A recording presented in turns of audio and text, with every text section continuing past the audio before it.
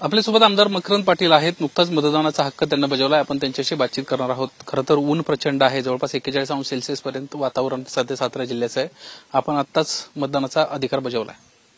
हो, प्रचंड उन्हात सुद्धा जवळपास आज मी आढावा घेतला तर 40% आसपास मतदान आतापर्यंत आलेलं आहे. सकाळी लोकांमध्ये थोडा उत्साह होता, परंतु आता 41° तापमान असल्यामुळं थोडंसं मतदान स्लो झालेलं आहे. निश्चितपणानं म्हणजे मला खात्री आहे की आमचे महायुतीचे उमेदवार उदयनराजे भोसले यांना माझ्या विधानसभा मतदारसंघामध्ये निश्चितपणानं मताधिक्य मिळेल असा एकूण विश्वास मला या निमित्तानं वाटतोय.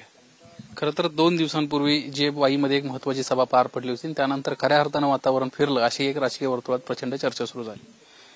हो, काय झालं, माझ्या घरातलं लग्न होतं, त्यामुळे मी प्रचाराला तेवढा वेळ सुरुवातीला देऊ शकलो नाही.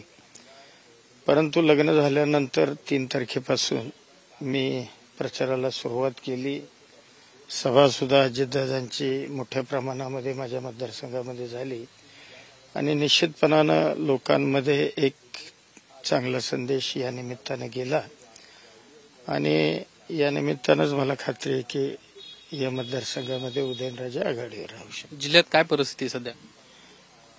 जिल्ह्यामध्ये सुद्धा मला असं वाटतं की उदयनराजे सगळ्या मतदारसंघांमध्ये लीड घेऊ शकते. सध्या सोशल मीडियामध्ये बारामती लोकसभा मतदारसंघ फोकसमध्ये आहे. नुकताच दत्तामामांचा एक व्हिडिओ व्हायरल झाला होता शिवगळ्या करतानाचा. तर दुसरीकडे पैसे वाटपाचे देखील आता समोरून आरोप व्हायला लागलेले आहेत अजित पवार गटावर. नाही, आता बारामतीचं मी इथून काही सांगू शकत नाही. म्हणजे आपण जो व्हिडिओ सांगताय तो काही मी पाहिलेला नाही. मी माझ्या सगळ्या मतदान केंद्रांवर गाठीभेटी कार्यकर्त्यांच्या घेतोय. कशा पद्धतीनं मतदान शांततेनं पार पडतंय का नाही या पद्धतीचं हे लक्ष मी प्रत्येक बूथवर जाऊन देतोय आणि सगळ्या मतदारसंघामध्ये शांततेनं मतदान पार पडतंय. याच्या आधी अजित पवारांनी एक आश्वासन दिलं होतं मंत्रिपदाचं, ते काय पूर्ण झालं नाही. मात्र आता दुसरं आश्वासन मिळाले खासदारकीचं. नाही, आश्वासन होतं ते, मला ते मंत्रिपदाची शपथच द्यायला तयार होते, परंतु त्यावेळेला मीच थोडासा थांबण्याचा निर्णय घेतला. आता जे आपण दुसरं आश्वासन म्हणता राज्यसभेचं, आता दादांनी आश्वासन दिलंय. या संदर्भामध्ये लोकांच्या समोर त्यांनी त्यांची भावना व्यक्त केलेली आहे. ज्यांच्या बदल्यात हे तुम्हाला मिळणार आहे त्यांची टर्म तर अगदी थोडीशी शिल्लक आहे. नाही, ती राज्यसभा नाही त्यांची मिळणार. आता तो विषय वरिष्ठांचा आहे, त्या बाबतीत मी फार काही सांगू शकत नाही.